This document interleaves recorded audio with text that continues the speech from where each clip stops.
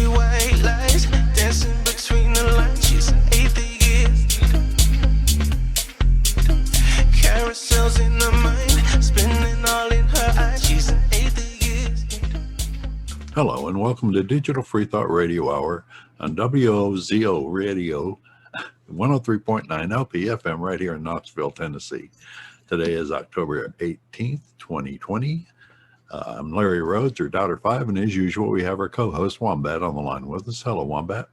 Life is like a hurricane here in Knoxville. That's right. Knoxville, let's go. Yeah. And our guests today are, wave when you hear it, Doubtfire, a Red Leader, and Red Pirate Higgs. Welcome all. Digital Freethought Radio Hour is a talk radio show about atheism, free thought, rational thought, humanism, and the sciences.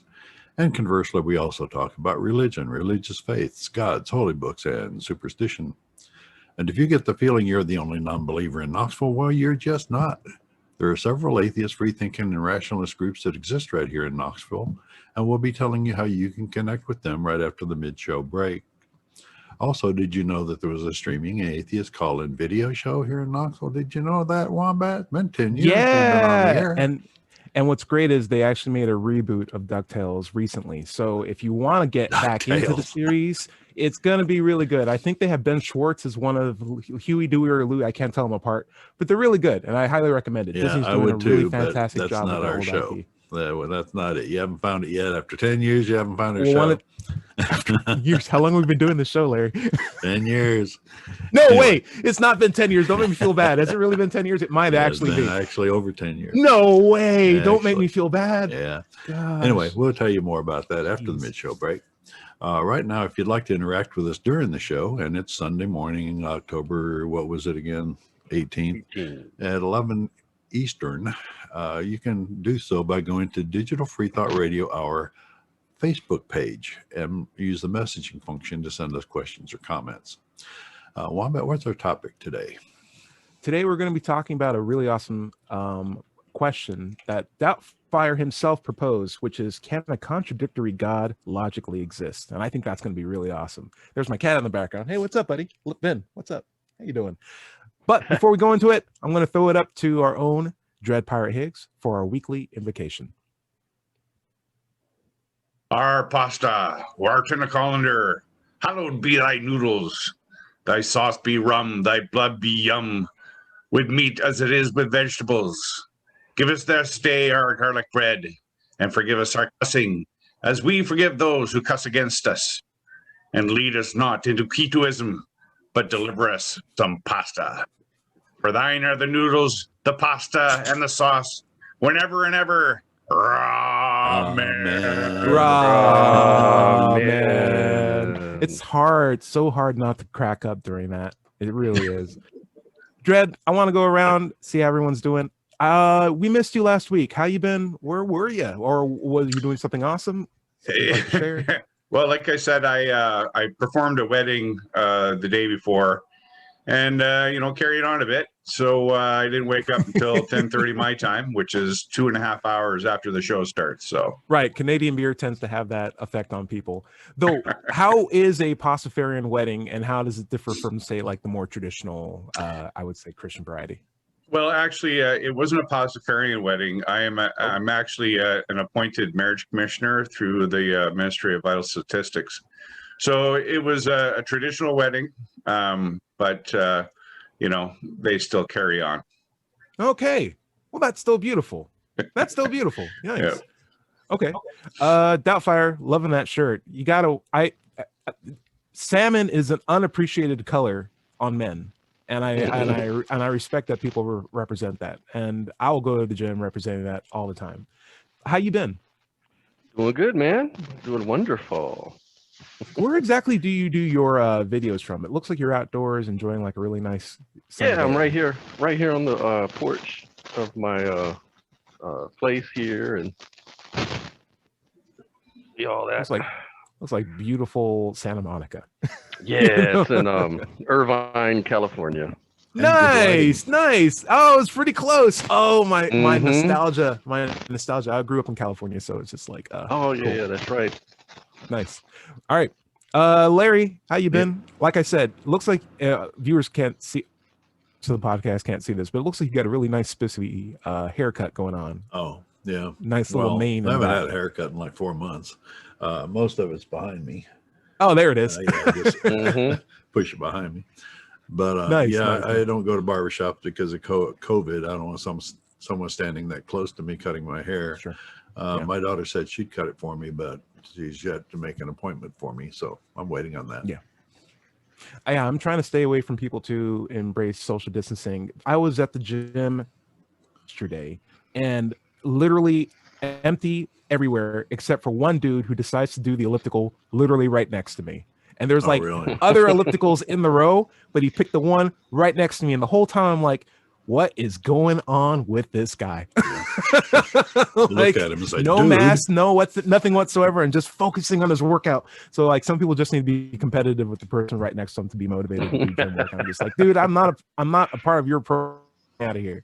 Yep. Dale, good to see you again. Your beard is coming in beautifully, by the way. It really is. Yeah. I've been working very hard on it. Yeah. Good. It's You're like the only one without chia facial pet hair. that has reached its new level. Yeah. You're gonna have to grow a beard. Yeah. Or get a snap camera thing to just take it off when it's too inconvenient to shave. Doubtfire, I want to throw this out at you because you presented a really awesome topic for talking today. In that it seems like science's opinion on gods is we don't have an opinion because we can't measure gods. But that doesn't necessarily mean that there is a God. However, it also doesn't mean that we know for a fact that we can say that there is no God. So it's just a complete unknown. But that said, we do understand logic. And so if you have a God that defies logic, that's problematic and makes us more inclined to say that God probably doesn't exist. And you phrase it as like, well, can a contradictory God logically exist? Would you mind talking about that? Because I think that's really, really interesting. Yeah, sure. So I think when we make statements, contradictory statements, then they can't be true because they can't exist in reality as the way that you describe it. So if you have a God that's blue, but he's also red, or blue and not blue, or maybe a square circle, if you have a married bachelor type of God, then you've got a problem. So yeah, and I've actually been talking to a lot of Jehovah's Witnesses this week about that topic. That's why I brought it up, because kind of going through the normal questions that I have for Jehovah's Witnesses doesn't seem to always work. So I kind of did an internal critique and asked questions based on seeming contradictions to see what they would say. And it kind of stumped them. And then using the logic that, if there's a contradiction, it can't logically exist. And they would agree from the outset. So then if you show them a contradiction about their God, Jehovah, then it raises questions. And that's what's the whole point. What kind of contradictions are you talking about? I thought Jehovah was perfect. Oh, yeah, exactly. So, we have script, they go by strictly the scriptures. So if you go to John 4:9, it'll say God is love, or the Greek word agape. 1 Corinthians 13:4 would say love, or agape, is not jealous and it's not wrathful. But then you could read in Exodus 34:14 that Jehovah, whose name is jealous, is a jealous God. And Deuteronomy 4, so you've got a big problem right there. So yeah, that's an example of a seeming contradiction. Same thing with Islam.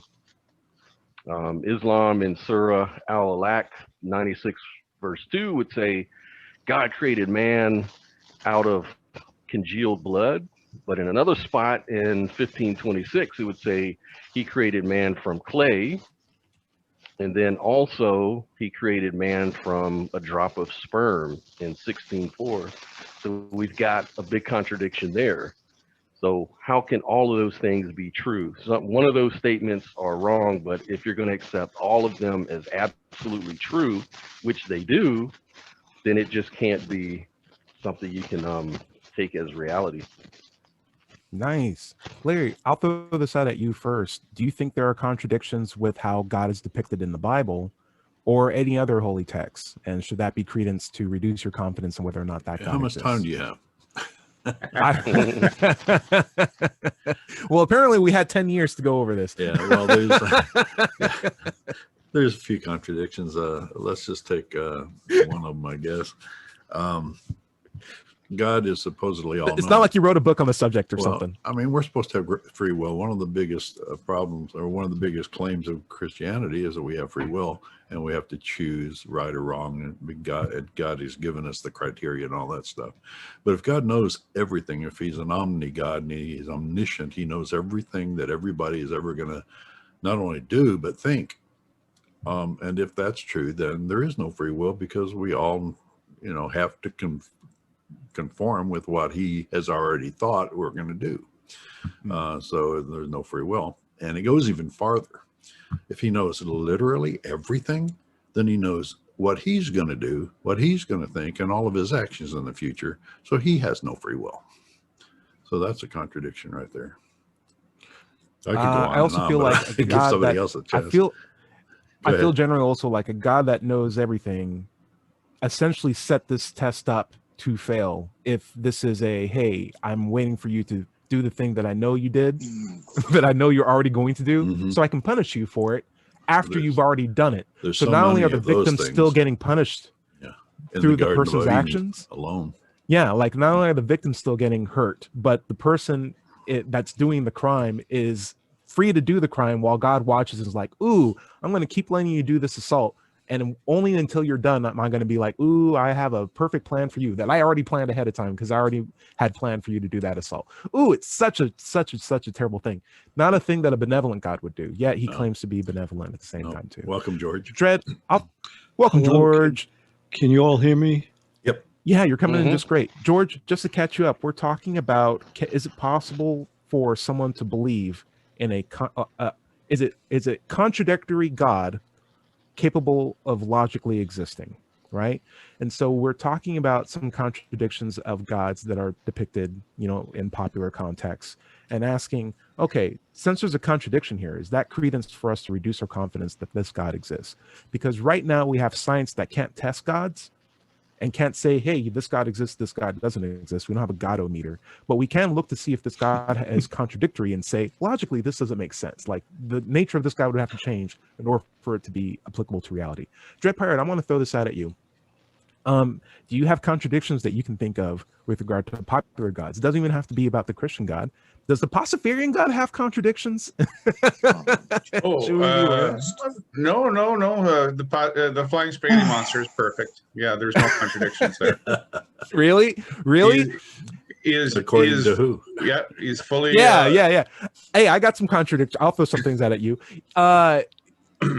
Okay, so here's the thing.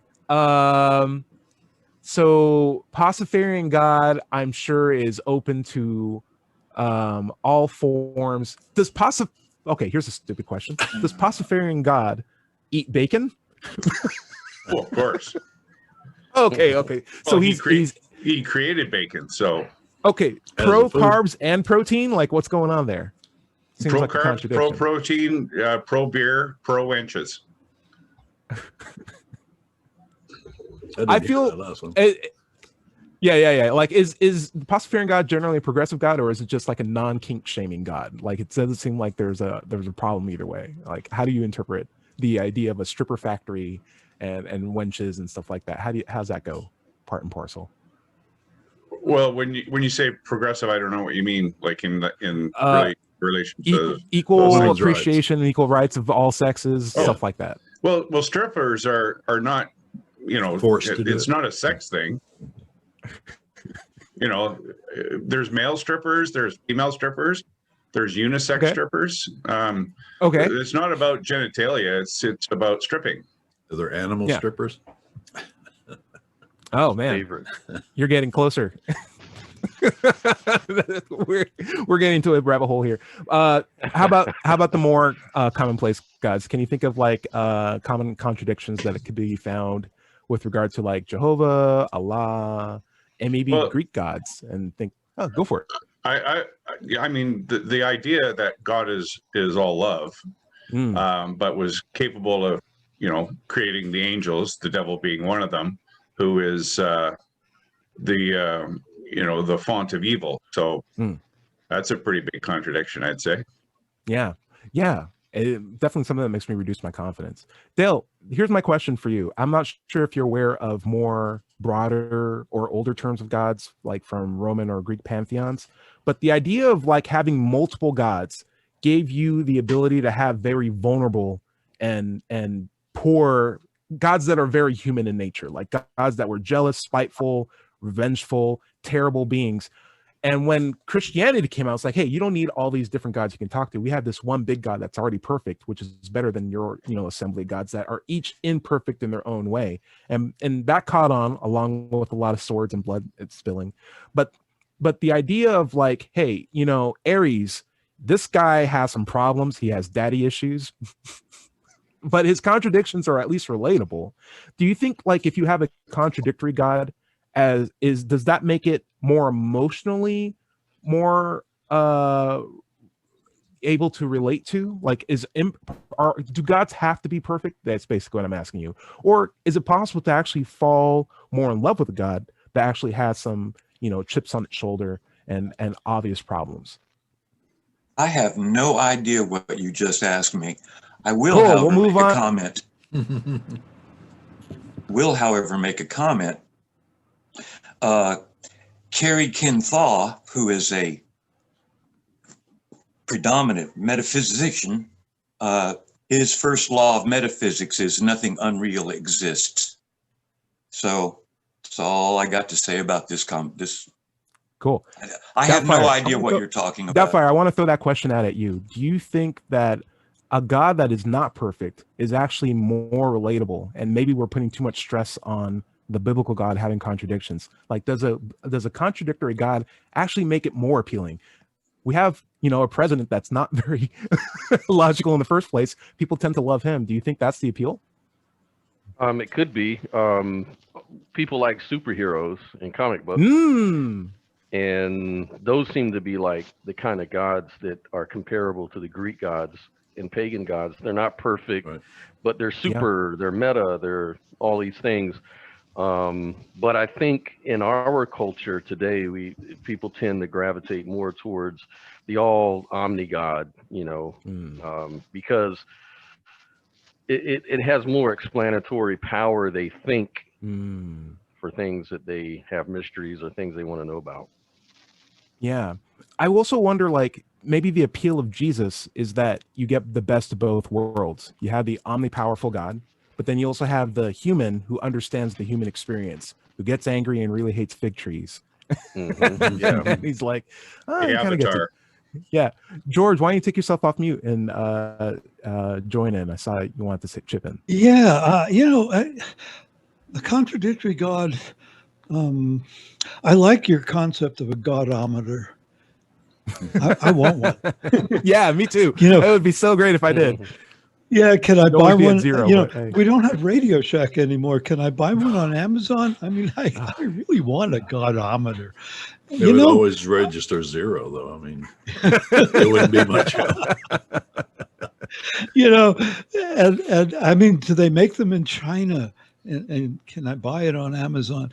But to me, it's like the God of the Old Testament is like Donald Trump. Is Donald Trump the God of the Old Testament? And are people Gotta give me some worshiping words. him? Gotta give me some words. What do you mean by that? I mean, the erratic behavior, the vindictiveness, he's like a dysfunctional father. That's about as much as I can underscore on this, because every time I try to read the Bible, I fall asleep. I have not been very successful at reading the Bible. Well, Because here's my I two fall cents on asleep. that. Yeah. And we'll go to Scott right after this. It seems like the God of the Old Testament is very much the flavor of gods that are around during that time, which were very much, I'm powerful and I'm telling you what needs to be done as an authority figure to you. And then as we get to the New Testament time, it's like, man, these Romans are really, really, really destroying a lot of stuff. We need a sympathetic God that like understands us and is willing to forgive some of our trespasses as we forgive those who trespass against us. Perfect, Jesus. And now we have almost like a new version of God, which is like he loves the math rock that you love. He has no problem with gay people. He wants you to go out and just, love people and be okay. And maybe it's spiritual, maybe it's not spiritual, but hey, reach out and make friends. Scott, what do you think? Yeah, I was just to kind of piggyback on what you just said. It seems like the gods are created out of the cultures that they come from. So if you were to take a look at, say, ancient Hebrew culture, right? Slavery in the Middle East was a common practice. Yeah. And so God, Yahweh or Jehovah back then allowed for slavery and regulated the practice of slavery. And so this is kind of a contention point with a lot of Christians today, as you just pointed out, because that idea of humans owning other humans is considered immoral nowadays relative to our culture today. And so so by bringing that up, you're kind of like bringing up a contradiction, because they just can't imagine that God would ever allow something immoral like slavery. And he is and God is defined, as a Jehovah's Witness told me last week, Jehovah is morality. He is ethics. So, and it's absolute. He's immutable. He's absolute. He's the metaphysical primary, as they told me.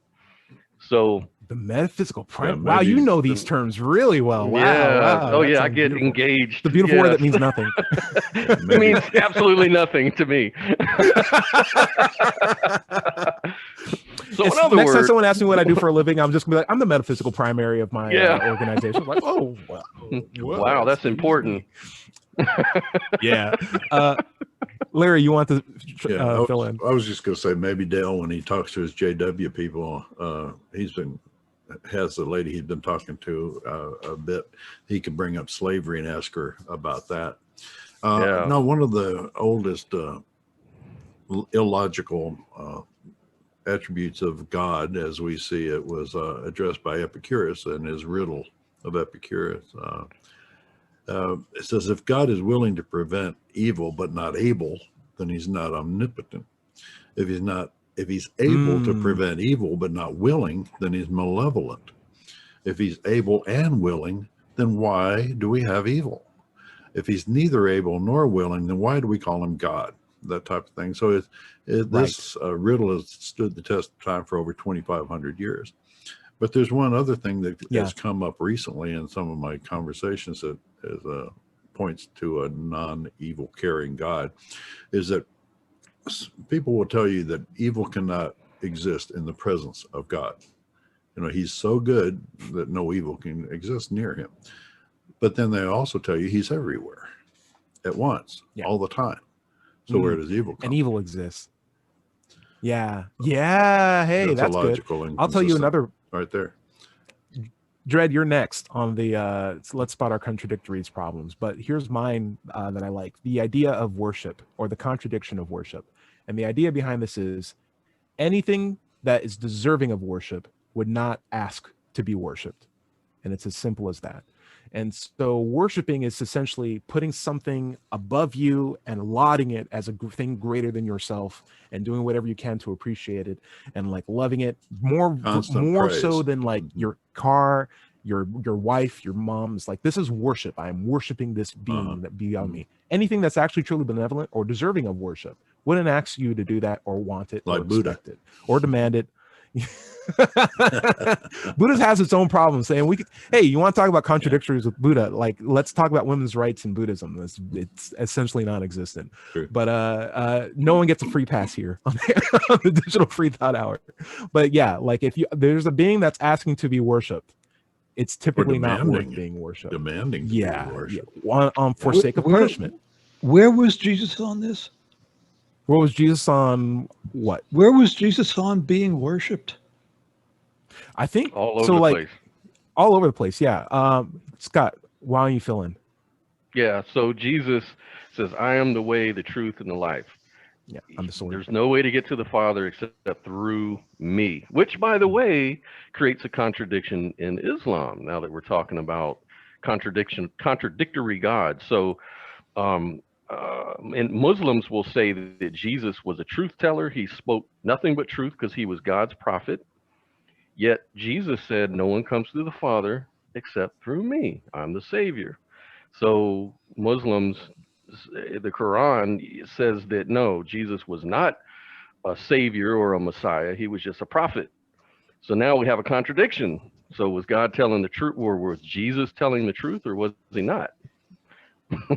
Yeah. So, And if it's so much, possible so for much. people to get it wrong, how do you know you got it right? There's so much stuff going on here. Mhm. Dread, So I was going to much. give it to you, but he's now, he just went off sea. Oh, he's back. Dread, anything else you'd like to weigh in on?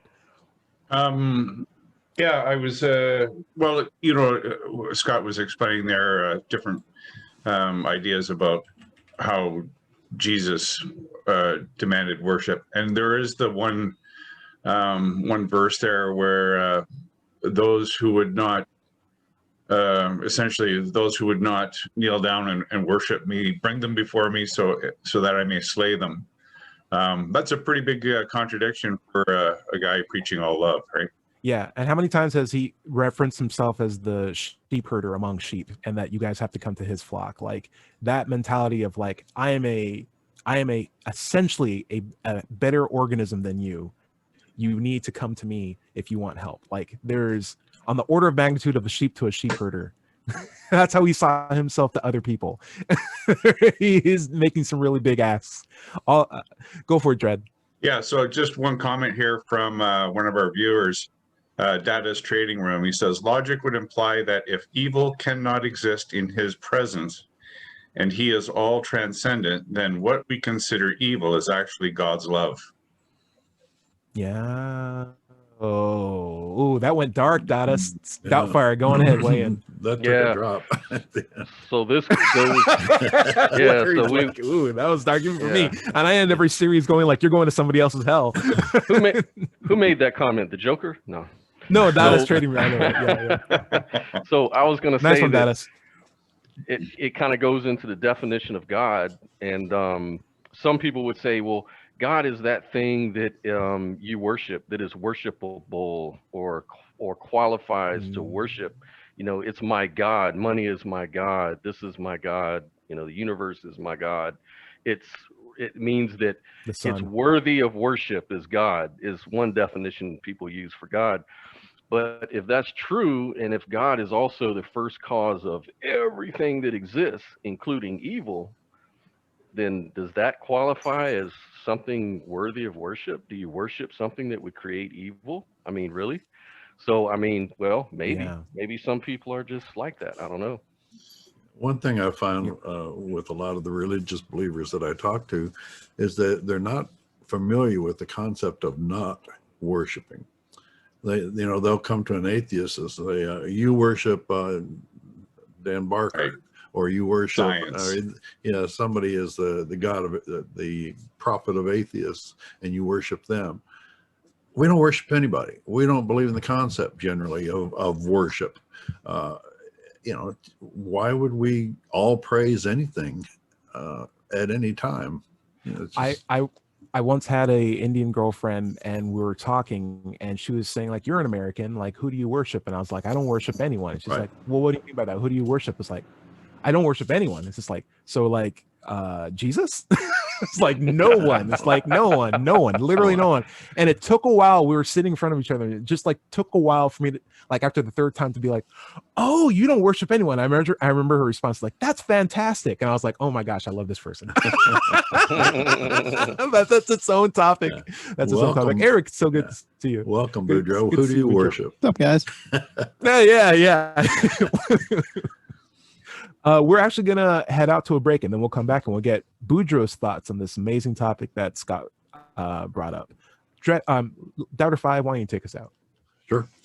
This is Digital Freethought Radio Hour on WOZO Radio 103.9 LPFM right here in Knoxville, Tennessee. And we'll be right back after this short break.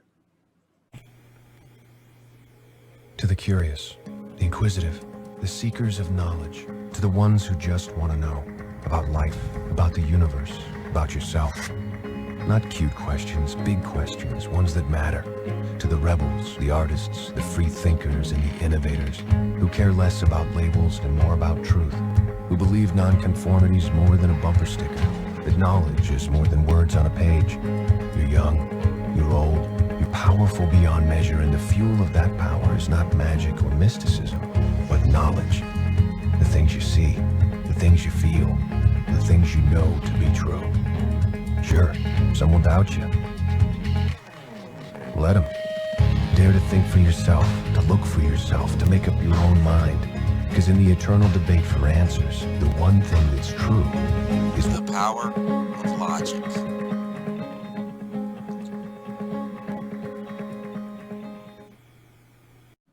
Hello, and welcome back to the second half of the Digital Freethought Radio Hour on WOZO Radio 103.9 LPFM right here in Knoxville, Tennessee. I'm Dr. Five, and this is Sunday morning, October 18th, 2020. Let's talk about the atheist and free thought groups that you can join right here in Knoxville, Tennessee.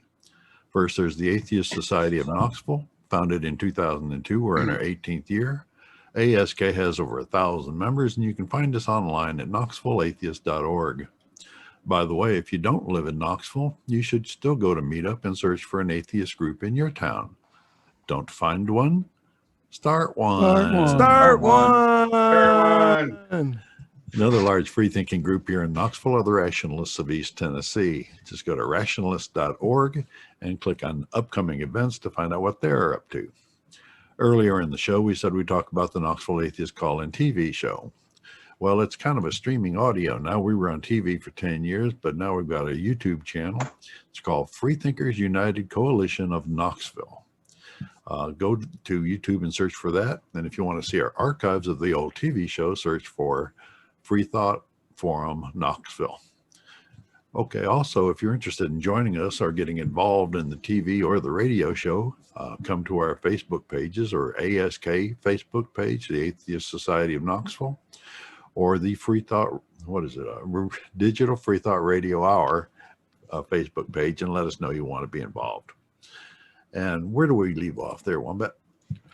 So we were right in our second half of our Jeopardy challenge. Eric was leading with an amazing $5,000, but now we have our next question coming up to the bat. I want everyone to pay very, very, very, very close attention. The question today is, this is a powerful emotion that recently get lost. I was rushing to write this one out. Got lost. All right, we're going to throw this up to Dread Pirate. It looks like he's chiming in. Dread Pirate, what was your answer? Remember to answer in a phrasable question. Go. Oh, Dread Pirate, out of time, unfortunately.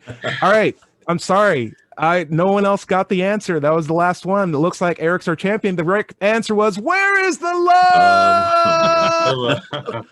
Where is the love? The love. The love. Listener love. Where is the love? All right. I was a deer in the headlights there. It's okay. God it's is okay. love. Well, you can tell You can come back in the next episode. Yeah, you can tell we're not rehearsed. So we are actually going to go over some listener feedback that we had. We had some good episodes. I have the page up right now. I'm sorry for you guys being so unprofessional.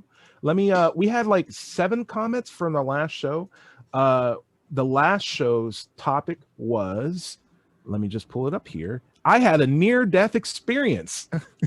And we talked about how reliable are near-death experiences and the people who claim to have them. And we got a number of chats or a number of comments. The comments are, of course, posted on my YouTube channel. That's Let's Chat on YouTube. Just search for Let's Chat. I'm one of the first things that pop up now. Iash139 or Iash139 says, hey, Tyrone, I don't know how old you are, but when you were talking about Haley's comment, you might have been referring to Hale-Bop's comment, because Haley's comment was in 1986, whereas Hale-Bop's comment was in 1996. and won't return for a few thousand years. No. So I did mention I had seen Hale-Bop's, or I said Haley's comment, but I guess I meant Hale-Bop's comment. And that showed up when I was like around 11 or so. So that's cool. That's cool. And it won't show up for another 1,000 years. So I'm glad I saw it when I did. Nathan Matthews has love for Doubtfire and George. First, his love for Doubtfire. Good points, Doubtfire. During this episode, it's always helpful to have terms be defined. Real in the context of a near-death experience can simply mean an experience that had an impact. And acknowledging someone's position is a great way to start a wonderful conversation. And here's some love for George. George, I share your hesitation with unfamiliar topics. I tend to sit back and listen. In healthy settings, I'm trying to push myself to form and share my own thoughts. Conjecture is a word, just another word for hypothesis. So it's okay as long as we continue to challenge ourselves. And you have my full support. That's really nice. Scott Williamson, that sounds like familiar. That sounds like a familiar guy. Well, what was that about? That was me. Yeah, Scott says, wow, looking back at the video, my devil's advocate for near-death experiences or aliens seemed pretty strong. I almost seem like someone who believes in the afterlives and little green men. That wasn't the overall impression. I just wanted to leave my thoughts here, though. No problem. Yeah, I was kind of cringing. I was like, oh, no. No. It sounded good. And plus, like I said, I think you texted me ahead of time asking to be a devil's advocate in these talks, and that's always appreciated. All right, so let me do one last check. Data's Trading Room, ever the faithful. If you hadn't said anything about rattling audio in the background, which there was some in the last episode, I never would have caught it. So you guys did good.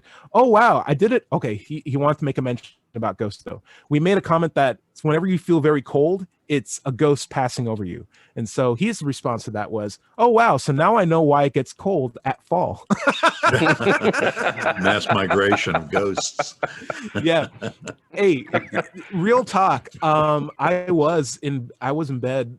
We were starting to get cold snaps through Tennessee just this week. And I was literally shivering in my bed because I like to keep it really cold. And I'm like, why am I so cold? I remember this conversation and even that comment. I'm like, there must be ghosts in my room. Ha ha ha. Anyway, comforters will stop that. It's no big deal.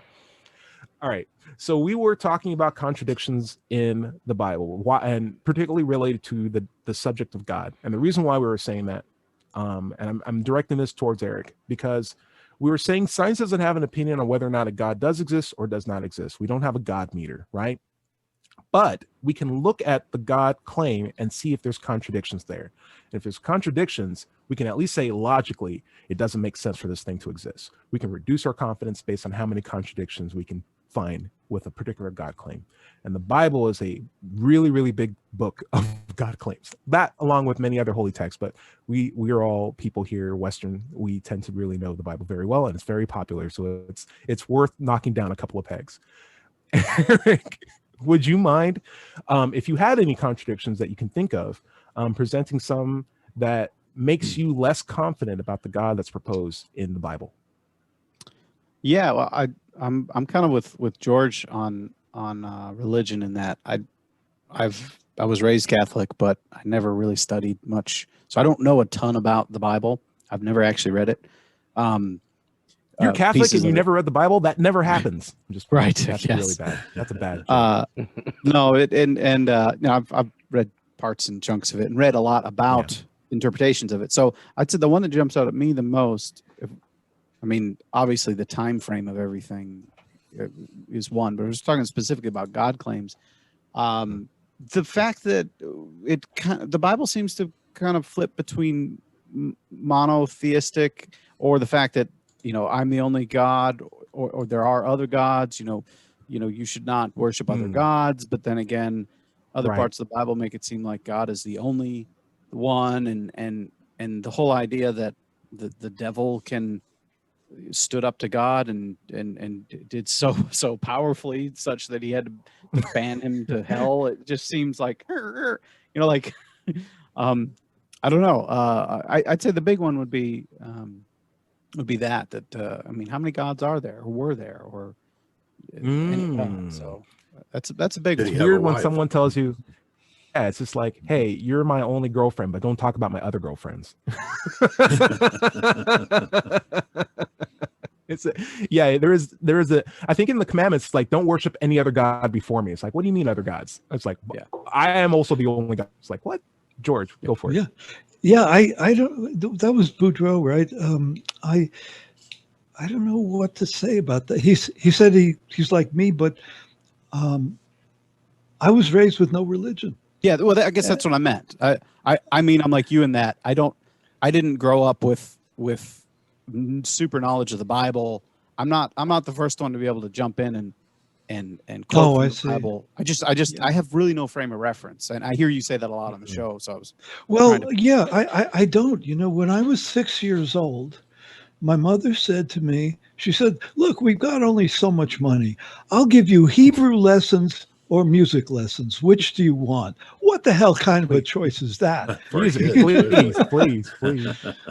So I became a child prodigy in music.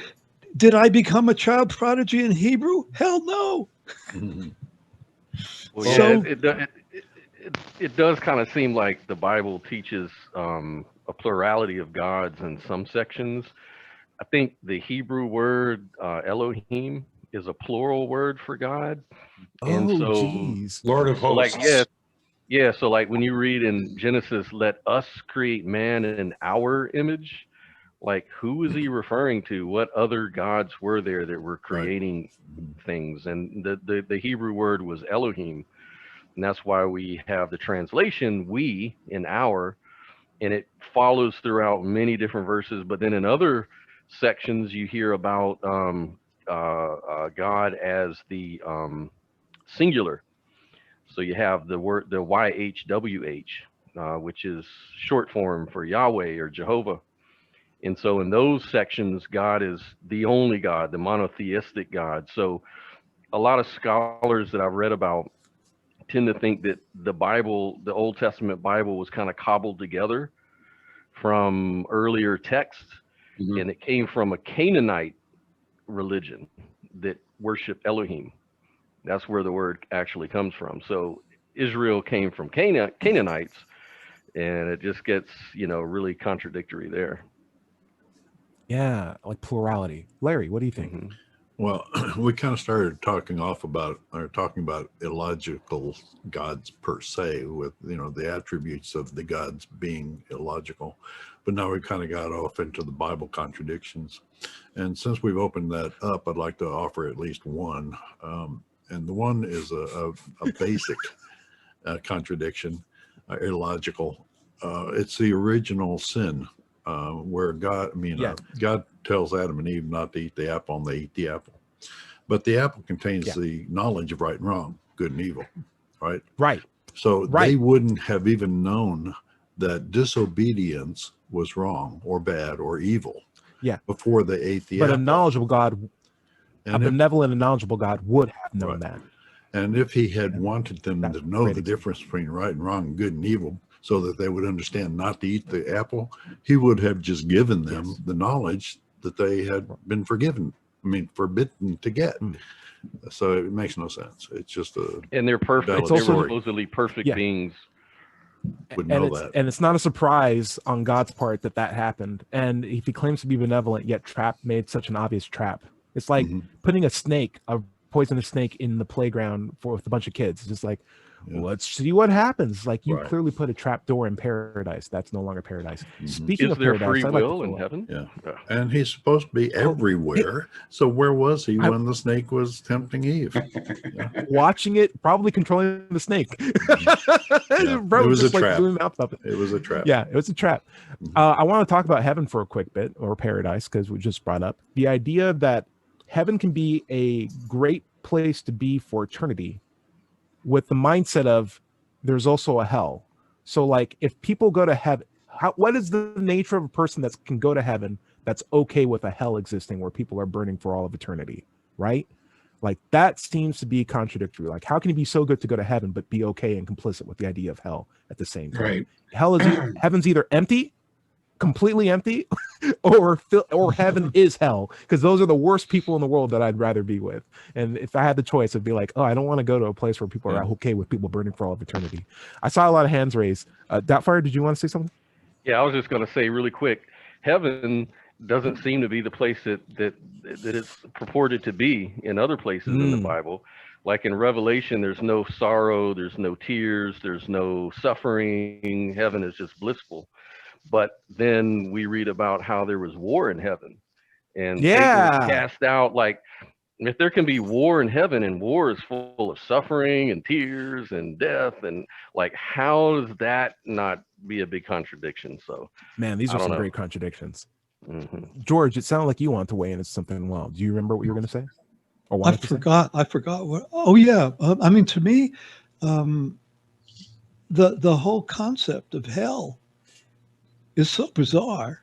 I mean, if God is God, why does he put up with this? You know, why does he put up with the devil?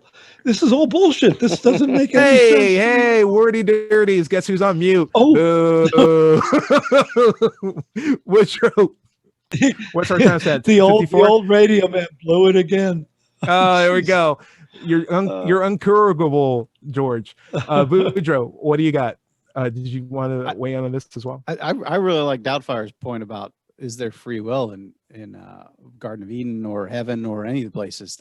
That's interesting to me, because if there is free will, wouldn't have God known that these people were going to make these choices? And if there isn't, then we're just all sitting back watching a movie, and none of it matters. So it's bizarre to me too. Yeah, like the idea of eternity too is just bizarre. That's a contradiction, because I bet the eternity forever. I could imagine you going crazy. Like there'll be a point where you don't even recognize who you are anymore, or even remember what you did. Like it's guaranteed. It's infinite time. Excuse me. The apologetics would be that there is no time outside of the universe or whatever, but then you have to ask yourself this question, which raises another contradiction. Does God think sequentially? And if he does, which he does in the Bible, then he's temporal. He's one thought leads to another thought leads to another. That's time, right? Then he's subject to the laws of time. Right. Yeah, he created time at the same time too. That makes no sense. Exactly. Down to 5, I saw your hand raised. You want to say something? Go for it. Yeah, I was just about free will in heaven. If heaven is a place that all good people go in order to love and worship God, do you have free will? And if you don't have free will, are you still the same person you were when you were on earth, when you did have free will, right? Fantastic question. Yeah. I will say this, and this is a weird point. I know the story of Job is not literal, but we've had conversations on this show where I've talked to Christian apologists who believe that not only is that story literal, but is the best story in the entire Bible. Right. And the problem with that is it's a really horrendous story on a moral front. But it begins with the devil being escorted to heaven to hang out with God. And that is objectively, at least from the Bible perspective, the worst person hanging out with objectively the best person to do bets on people's lives for fun. And the weirdest part, they don't know the outcome. And the weirdest part is, I feel like, if anything, this is a story of the devil's trying to secretly show people who are reading the Bible with an awareness and a critical thought of like, look how screwed up this guy is. I'm going to go up to his home and I'm going to bet on the lives of the people he created and he claims to love. And it's going to make it look like I'm the bad guy and I was wrong. But the real moral of the story, if you're actually looking at it right, is this is the evil dude, this God guy. He's the real bad guy. He's the person betting, doing terrible things. And when he wins, he just makes new wives and new children and new sheep and says, you're basically net. Basically, net so we have the same amount of property. Basically. The same amount of property, yeah. And again, like I think, Larry, you hit it on the nail. They set up the bet with you hit the nail on the head. You hit the nail on the head. I saw Boudreaux looking at that too. It's just like, is that right? Dale, I want to hear from you. Do you have any comments on hell or the devil or anything that we talked about today? I was just thinking of Mark Twain, making a statement that actually heaven involves a whole lot of things that most people try to avoid on earth. Like church. like church, like singing hymns and such as that.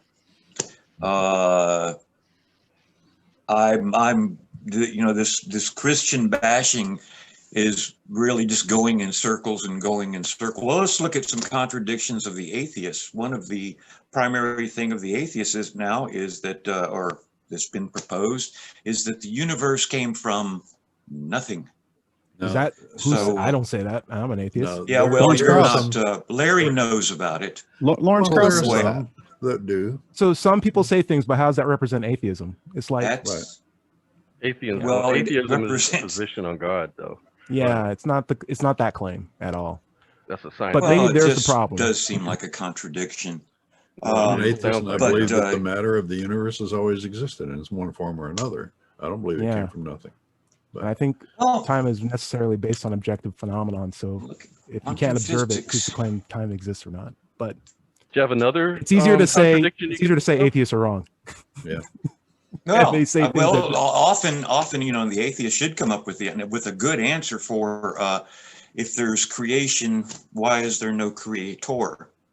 That would be an Creation interesting- is a word that is loaded and usually used by people who believe in a creator. Well, when you have a cup, the cup has been created. When you have a tree, the tree has been created from the history of the genes that are in the tree, or the Well, you could say it evolved. that You go don't on have back. to use the But word creation.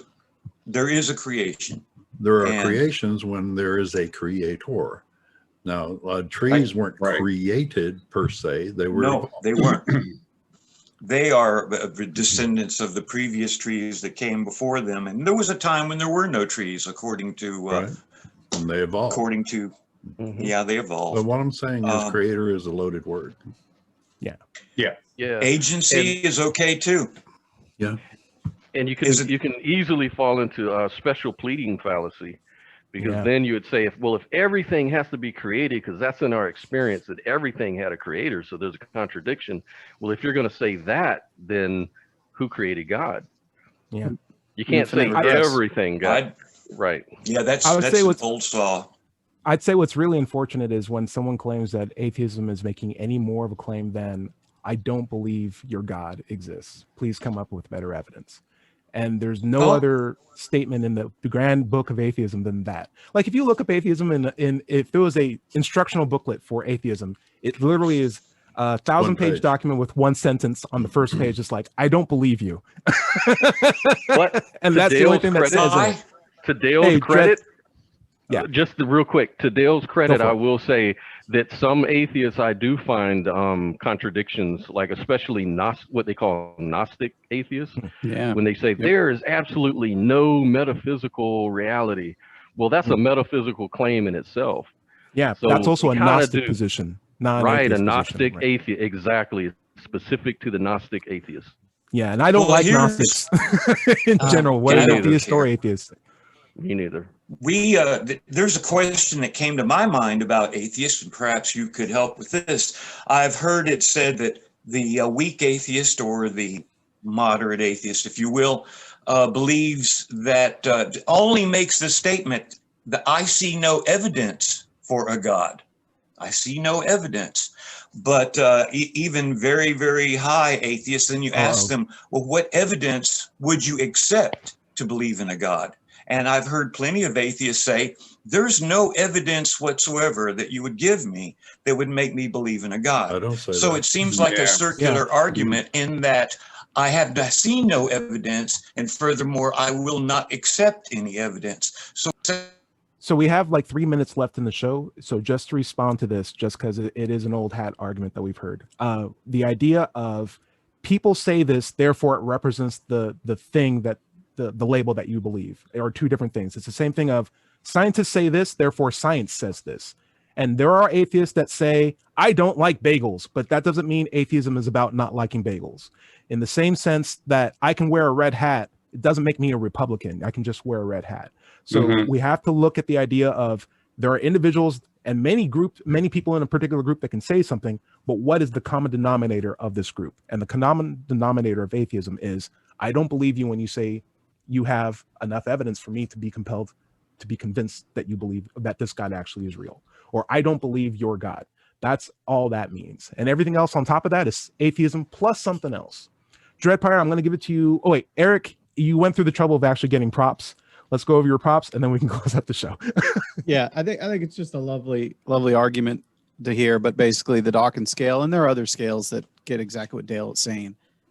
Gnosticism and atheism are two different dimensions, and I think everybody here that is arguing for atheism is a Gnostic atheist.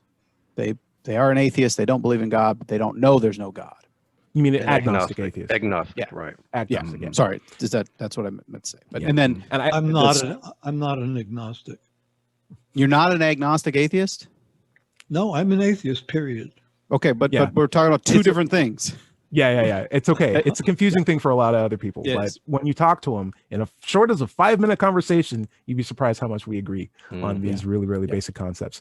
We have, unfortunately, a history of a lot of loaded words, and we have a language based on those loaded words to try to communicate with. It takes the effort, especially in a big group conversation, to parse what we mean by what we say. And from what I'm hearing from certain people is, I don't understand where you're coming from. This is my impression of where you're coming from. It doesn't make sense to me. And it's like, I agree that doesn't make sense, but that's not where I'm coming from. That's Those questions generally are this important. entire Zoom conversation in a nutshell. Mhm. But hey, listen, like I said, there are some atheists that don't like bagels. Atheism is not about not liking bagels, even though many prominent atheists probably say they don't like bagels. And I like bagels. So what's our thing that we have in common? That's something that we should look for. And there are contradictions in the Bible. We just went through a lot of them. So logically, it doesn't seem like that is a good basis for believing in a Christian God, but we see these same things, contradictory fallacies in Greek. In all of them. Jehovah's Witness. Yeah, typically there's a All of case. them. But the basic line is, if something's asking you to worship it, probably doesn't deserve to be worshiped. And that's something that I always like to keep in my back pocket. Larry, you yelled at me at the beginning of the show that we were under time. So guess I what? didn't. You got a full 5 minutes after we're done with this. Dread Pirate, where can we find your stuff at? So I'm in Western Canada. So for me, it's 2 hours ahead of your guys' time. And so I live stream this on my YouTube channel at Mind Pirate, MINDPYRATE, at 8:00 a.m. So come check it out and participate in the conversation as we stream it live. Cool. George, I'm going to say you screwed up, because not only should you have done Hebrew school, but you would have been able to have all the Yiddish phrases in your back pocket along with your New York accent. You could have been No. this See, Meshuggah is a bunch of Yiddish- snarples. see, I got Sorry it. if that's offensive. I Yiddish- apologize. Yiddish is it's a cultural thing. So I got some Yiddish. Okay, You know? good.